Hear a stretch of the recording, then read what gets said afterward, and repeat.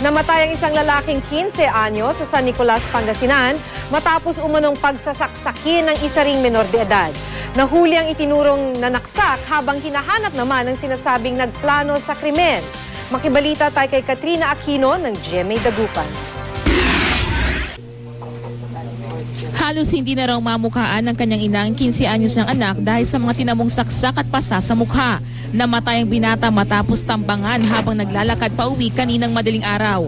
Dito sa liig, dito sa may pisngi, lahat duguan siya eh. Pati hanggang sa tainga, dugo. Kasama noon ang biktima ang kanyang 17 anyos na lalaking pinsan na ngayon ay nasa ospital dahil din sa mga tinamong saksak. Napag-alamang galing sa isang lamay ang magpinsan. Ayon sa pulisya, ilang residente ang nakakita sa mga biktima sa bahaging ito ng Barangay Santa Maria East, San Nicolas, Pangasinan. May narinig silang parang humingi po ng tulong. So lumapit sila doon sa lugar, hindi madilim. May mga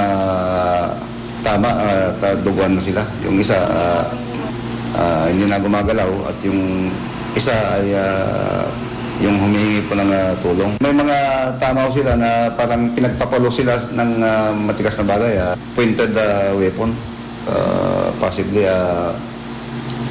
ice pick or yung screwdriver. Nakilala ng sugat ng biktima ang mga sospek. Sa follow-up operation ng San Nicolas Police, naaresto ang isang lalaking 16 anyos. Inamin niyang siya ang nanaksak sa magpinsan pero napag-utusan lang daw siya ng isa pang lalaki.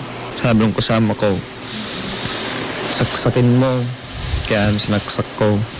Dahil daw sa aso niya na sinipa. Kaya tinambangan niya.